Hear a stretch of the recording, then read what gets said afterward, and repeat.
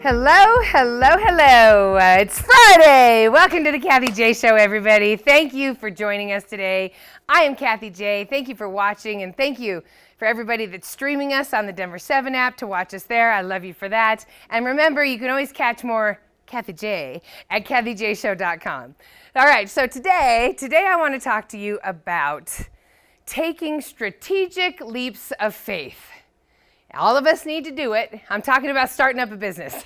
No, we don't all need to start up a business, but in our life, you do need to take strategic leaps of faith. What is that? It's about planning what you're going to do and then believing in it, okay? When it comes to starting up a business, trying to do it in the pandemic, that might not be the best idea.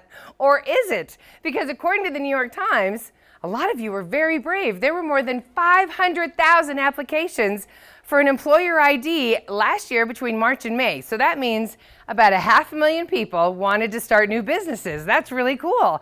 And it was right when the pandemic started.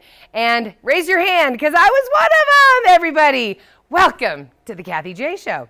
I'm a woman-owned business. This is my business. And I, like my partners, well, the partners that are on the show, like my producers, we risked it all to have this dream come true. So again, this is why I thank my partners all the time on the show, because I couldn't do this show without them. There were a lot of meetings. I had so many meetings. I heard so many no's. I heard people tell me this would never work. People don't want to hear these nice stories about people. But you know what? We did it and we're doing it. So thank you very much for your support. I love you guys. All right, so back to the 500,000 applications for the new businesses. A lot of people, they're really smart because they're using the change that's happening right now in our lives as specific reasons to start the business. And you know what? Hear me out. This isn't the first time it's happened. Like in the recession of 2011, big company names came out of that one because it was what the people needed, like Uber, Airbnb, Venmo. Yeah, people saw a need and they filled it. So props to you people that are so go-getters like that, like my guest today. So what's the need coming out of the pandemic? Will any of these new 500,000 businesses become the next multi-million-dollar company? I don't know. My bet is on Instacart because that one's getting used a lot right now. But the saying is true. If it were easy, everybody'd be doing it. But starting a business is anything but easy, but it can be done, and you can do it.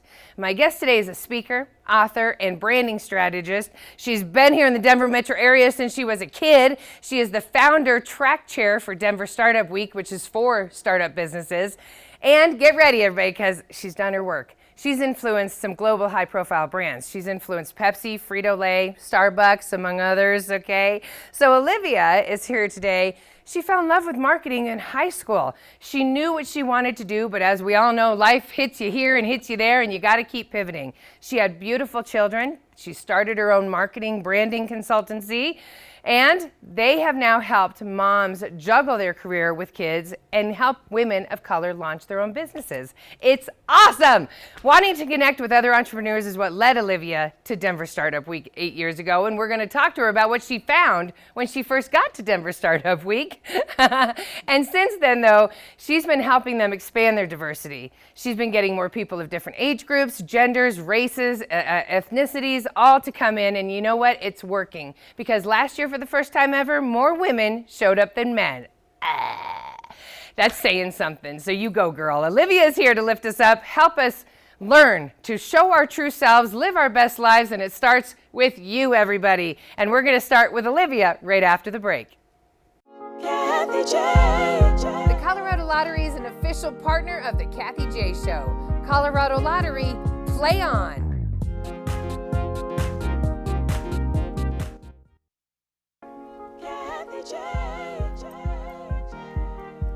Welcome back to the Kathy J Show. Today we're talking about believing in yourself and building a successful career. Nobody wants to do the 9-to-5. We all want to be our own man, our own woman. Olivia Omega is a businesswoman of color, and she's here to share what she's done along the way. Please welcome Olivia to the show. Hi. So your accomplishments, you've done so much, and I'm so excited that you're on the couch today. But let's start with the backstory. It seems like you've always known you liked branding. You were you in DECA? Did you always know this was your life? Yes. Marketing? Oh, you did? Yes. You did do DECA. It was a joke. I thought you knew. No. I loved DECA. DECA was like my life for the last couple years of high school. But prior to that, I wanted to be a pediatrician. So going into high school, that I wanted to work with kids, be a pediatrician. Then I took biology and some more sciences. I wasn't the best at it. Right, me too. And then I wanted to be a lawyer. I want to do this the rest of my life. I was like, how much math do you have to know? I don't know if I could do this. Right. So I was like, oh. And I think it was honestly Super Bowl. We were talking about halftime show. Super Bowl commercials really sparked my interest in advertising and commercials. Yeah, right. Because you're like, how much are these people paying for that 30-second commercial? And I could be in on this. And I'm like, how persuasive do they have to be with that 30-second commercial? Yes, right. And I'm like, football, what's the score? But like these commercials. Yes, right. So that's awesome. as I kind of got into that a little bit, got into DECA, I was like, I love marketing and love the psychology behind it. And you're out here in Denver. You're out here growing up in Denver on the north side, everybody. North side. Yes, shout out. And then you went to CU, Boulder, and you got your degree in advertising. Marketing. Yeah. Okay, cool. And then you meet you're a guy. You start a family, right? Everything's going good. Yeah, everything. Well, in the meantime, I got an internship and started working at an advertising agency, an innovation branding agency in Boulder, which was an amazing experience. Yeah, you got to keep climbing that ladder. Yeah. Absolutely. So everything in life seems to be going good. Seems to be good. I have kids. Things are good. Right. You're balancing the career and the kids. Trying. You're having success with Frito-Lay and all of them, right? So then, as a mom, how does that? What happens? You're one of your children got sick, correct? Yeah. So I was spending a ton of time at work, and I was never home. Absolutely. That was my story. And yes. someone told me when your kids are really little, 2, 3, 4 years old, they miss you and they cry, but they don't know that you're really not there. Right. It's when they become middle schoolers and high schoolers, and now they really feel it. So at the time, my son got sick. He got RSV, and he was in Children's Hospital for a week.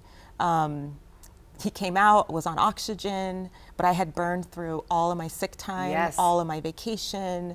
People were giving me vacation time. Wow. But I had gone through it all, and every time I went back to work and put him back into daycare, he got a cold. Because his immune system was so weak. And his lungs are weak, so he's back on oxygen. Right. So, I talked with my husband, and we were like, we gotta do something.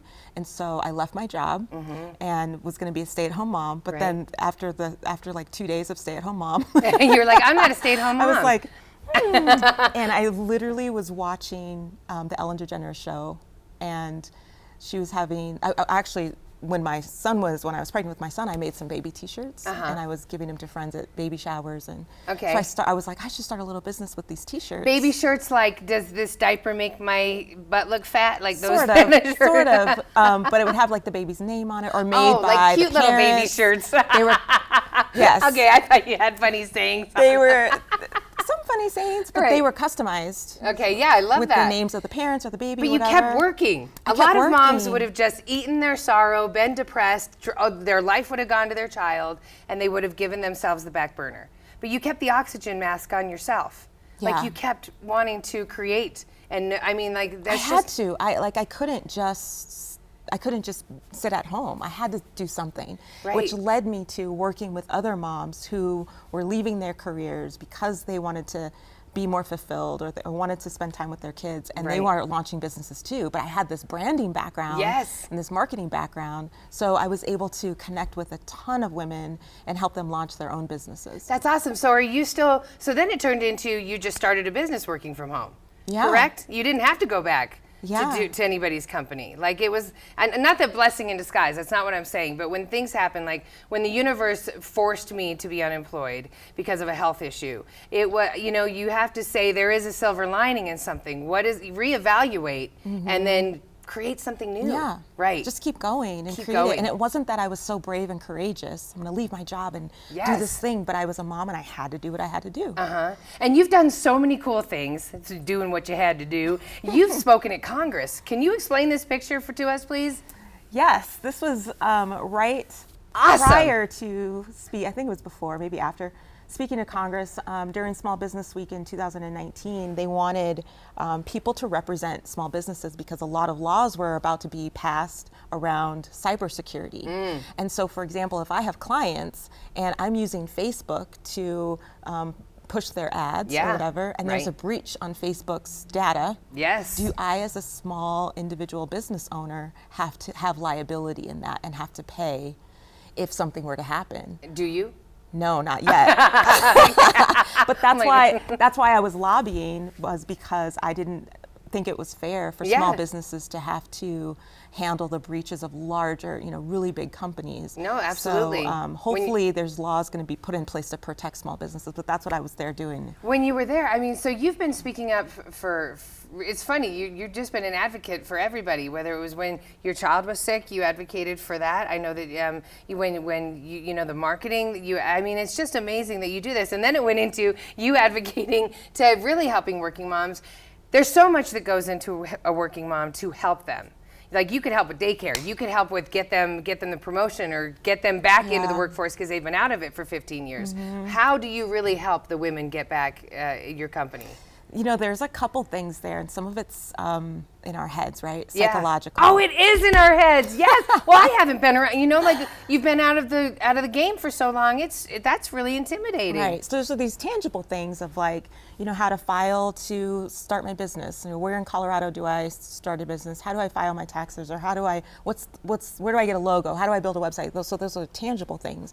But then there's those kind of soft things of, you are worthy of starting your own business. You are smart enough to do that. You are not, out of the game and, irrelevant. It starts with you talking in your head. It's all positive. That negative talk to Yes. get that out and start putting positive talk in there. And I think that's where we're going to leave it. We're going to come back because Olivia's big thing, everybody, is about being your authentic self. You can't start your career unless you're genuine, because people will see through it, but also it just makes the foundation of your business that much stronger. Yes. And so when we come back, we're going to talk to her about how to do that and just becoming more authentic in your branding. And I'm going to ask her about her red lipstick and how it impacted her coming back to life. We'll talk about it in a second. Ramos Law is an official partner of the Kathy J Show. He's a medical doctor and a lawyer. Ramos Law, what makes us different makes us better.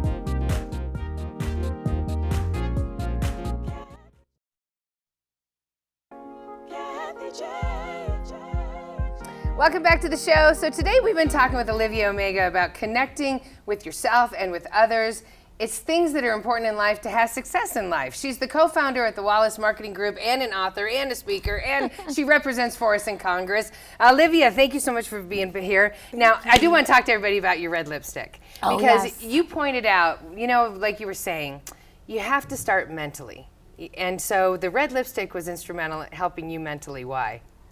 Well, what's interesting is I had a photo shoot, and this is after, I lost a business. Everyone does. So business went under, marriage failed, got a divorce. Your kid was sick. My kid was sick, and then he was diagnosed with autism. So it was just like this year where all of these things were happening. And so at one point I was like, okay, I'm going to do a photo shoot because I'm, doing more consulting, blah, blah, blah. Right. And a really good friend of mine came with me and, doing my makeup, and she's like, here, put this on. And she pulled out this red lipstick. And I was like, I'm not wearing that. Right. She's like, why? Right. I was like, because I'm going to look like a whore. Like that. I'm going to be like, Who wears that kind of lipstick? This is like hooker lipstick. Or she's exactly like, just trust me. So put the red lipstick on. The pictures come out amazing. This was like maybe 8 years ago. And ever since then, I'm like, okay, this is power. And there's like psychology around red lipstick. Yes, absolutely. It makes you feel powerful and confident. And so it's my go-to. Oh, no, it's beautiful. Our Mary the Greek, our producer, she swears by your lipstick. She just needs that and everything comes to life on her. Yes. So you are about teaching people to be their authentic selves. Why is that so important when you're starting a business? Because I'm sorry, you don't normally hear of businesses being honest. So the fact that you're saying start your business honest is a crazy concept. Well, one thing around that is that there's only one you. So there's only one Kathy J. There's only one you with your voice, with your face, with your sense of humor, and there's only one me. Yep. And so if we hide behind that and we don't express a true authentic self, or we're super, downplayed, then we're competing against everyone. Exactly. But if you're truly yourself, you really don't have competition because there is no other you. That's the best advice, because in my head I'm always reminding our staff we got to just stay in our lane, stick to what we're good at, and stay in our lane, because everyone has an opinion to help you. But when you just stay genuine, stay authentic, you feel it. You know that you're on the right path. So I totally believe that. So get into the path, everybody. But here's the thing. My researchers, they were producing you, or when they were researching you, they found your TED Talk. She's done a TED Talk! I love TED Talks! Tell me about the TED Talk. The TED Talk talks about how failure is a prerequisite for success. Yes, it is. So, if you haven't really failed, you haven't really, able to see who are your cheerleaders in life. Mm-hmm. You aren't able to rebound from that. And that's something about that rebound from failure fuels this amazing come up. Yes, you're absolutely right. And it does. And you want to just scream when you finally come up. Yeah. Like, I did it. You're also about helping the Denver, you just got part of the Denver Scholarship Foundation. That's really, why is that important to you? So exciting. So I'm coming kind of full circle in my career. I've been helping young people, whether I'm speaking or mentoring or inspiring, in the areas of business, leadership, entrepreneurship for 10 plus years. So I'm working with students at CU Boulder, That's my awesome. alma mater, et cetera. And so the Denver Scholarship Foundation literally works with DPS students in 3 areas: college access, helping them get into college scholarships, paying for college. They give away $4.6 million in scholarships every year. Huge. And then college success. So not just getting them there, but then getting them to a place where they graduate and have successful careers. Yes. So that's very important. So it's you so say important. no more. That's very important. So important. So important. But for the adults, because it's not just the kids you're talking to, the adults. You have Denver Startup Week. Yes. And it's happening beginning next week, right? Monday through Friday, everybody. Denver Startup Week is for businesses. And so when you went there 8 years ago, what was your observation when you first got there? So I was excited. I took the train downtown. Yes, we're doing Denver Startup Week. These, other entrepreneurs like me, and I walked in a room, and it was all white men in tech. 100% white men in tech. I was the only woman. I was the only person of color. I was the only. So was there a record scratch when you went in the door? I heard it. Like, I heard the record right, scratch. I heard it. I don't know if anybody else heard that. So you knew you had a lot of work to do. Well, and I sat in the back and I gave up, and I was like, I'm not coming back here. Why would I come to this? Right. So the next year I didn't come. Then the year after that, I was like, you know what? If I want to see things change, I have to change them. You got to be the so change. I started to volunteer and started to invite my friends. Yes. And work really, really hard to shift that notion that Denver Startup Week is for white men in tech. Right. And now it's not anymore. It is so thanks not. to you, thanks to Olivia. Oh, okay, and now thanks to the team. I know, Thanks and all your friends that supported you when you said we got to get some women in here. Yes. We got to get other types of businesses in here. So the tech guys, I'm sure you felt a little bit of pushback, right? I mean. Generally, but I think there are people who want change. Yes. They don't know how to do it, and because they don't know how, and it's hard, they don't do anything. And so it's not that I got a lot of pushback. I got a lot of, oh, that's a great idea. That's life. Yeah. That's what you hear. How many people have meetings, and you have all these great ideas, and then nothing comes of them. Right. No, it's hard to find the people that want to actually put in the work and implement it. Absolutely. So you did that, and now everybody, like you said, more women showed up last year than men. More women last year. It was so cool. It's awesome. And just the aesthetic, like, beyond changes in industry. So we've got makers, we have people in the healthcare industry, we have lots of food, we have, anything and everything you can think of, because Denver is so diverse in that area. But from an aesthetic standpoint, more than half women. Yes. People of color, people of different backgrounds, age. We have, it was a lot of young guys in tech. We have all ages. We even have specific sessions this week that are about high schoolers starting businesses, young people. That's awesome. So to connect more with Olivia, make sure to check out her website, oliviaomega.com, but to also check out Denver Startup Week and what she's talking about. It kicks off this Monday, October 4th, runs through Friday, like we said. If you want to register to participate in the awesome event, go to denverstartupweek.org, and guess what, everybody? It's free! We'll be right back. Kathy J. Oakwood Homes is an official partner of the Kathy J. Show. Oakwood Homes, building happiness.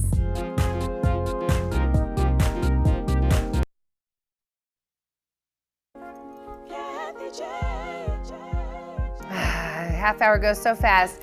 All right, so everybody, please remember, you can find more at kathyjshow.com. Before I say goodbye, I just want to thank you, Olivia, for being here today. It was an honor to have you here on the couch. We're proud to have you here in Denver. Do you have any words, final thoughts that you'd like to leave our audience with today? Yeah, I think I would love to say and speak directly to women who are 40 and 50, because a lot of times we get down this path of our careers and kids, and we're wives and we're daughters and all of these things, that you can really do anything in life and take any sort of pivot and shift. And I just want to encourage you, there's also a Denver Startup Week session specifically for women 40, 50, and beyond, talking about second acts and changing your careers and just reinventing yourself at any age, at any time, regardless of the failures you've gone through, regardless of the ups and downs. So just want to encourage you to go for your dreams regardless. That's awesome. Thank you, Olivia. You can find her at oliviaomega.com. Have a great one. Everybody have a great day, and thank you so much.